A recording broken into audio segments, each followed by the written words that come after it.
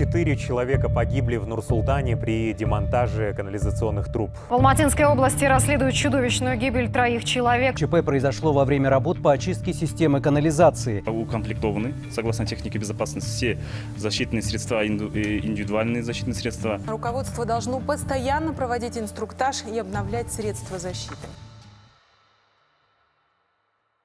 Все мы хорошо помним трагедию, которая произошла на станции Сарыөзек алматинского филиала.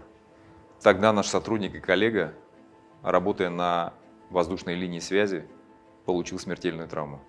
Можно много говорить о случившемся, о степени вины, об ответственности сторон, но я хотел поговорить не об этом. Жизнь каждого нашего сотрудника, да и просто любого человека, абсолютно бесценна.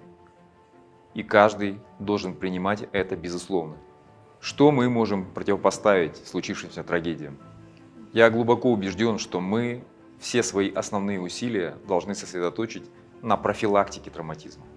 Особенно важно систематически и своевременно проводить обучение наших сотрудников. Большинство производственных работ с повышенной опасностью в филиале Астана Транстелеком регламентируются нарядно-допускной системой. К таким видам работ относятся работы на высоте, в колодцах и обслуживание электрооборудования и электроустановок. Наряд-допуск – это письменное распоряжение на безопасное производство работ, определяющее содержание, место, время и условия выполнения работ, а также необходимые меры безопасности, состав бригады и лиц, ответственных за безопасность. Наряд-допуск выписывается в 2 экземплярах на 1 бригаду и на выполнение какой-либо конкретной задачи.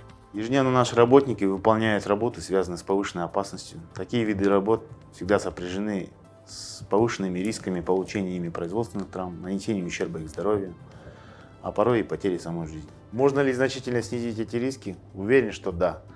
Как этого добиться? Есть ряд мероприятий в мировой практике. Правила работ в колодцах. Для выполнения работ в колодце или емкости ознакомьтесь с местом работы, пройдите целевой инструктаж и распишитесь в наряде-допуске. Проверьте исправность инструментов, газоанализатора, средства индивидуальной защиты и страховочные привязи. Участок до начала работ должен быть огражден и обозначен соответствующим плакатом или предупреждающей табличкой. Основным риском в данном случае работ является отравление газами, представляющих угрозу жизни. Прежде чем перейти к выполнению данных работ, необходимо обязательно произвести замер на наличие и концентрацию потенциально опасных газов, как метан и углекислый газ. Дальнейшая работа в колодцах должна выполняться в строгом соответствии с правилами безопасности данного вида работ. Правила работ на высоте. Работа на высоте является работой повышенной опасности. К ней относятся работы, связанные с существующим риском возможного падения работника с высоты, а также поражения электрическим током. Ответственный руководитель обязан проводить целевой инструктаж членов бригады с проверкой качества и полноты усвоения информации, доводить до них информацию по безопасному производству работ на высоте, а также порядок действий в аварийных и чрезвычайных ситуациях. Ответственный руководитель работ должен постоянно находиться на рабочем месте и осуществлять непрерывный контроль.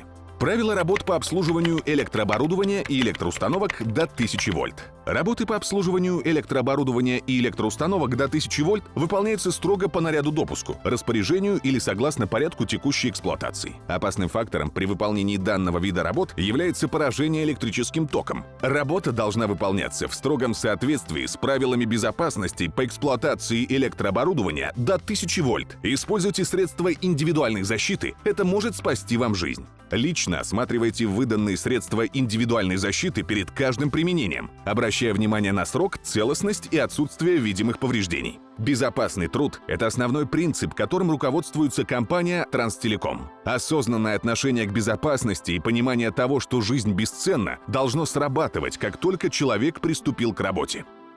Большое внимание в компании уделяется наставничеству, когда более опытные и зрелые работники передают свое мастерство и навыки более молодым сотрудникам.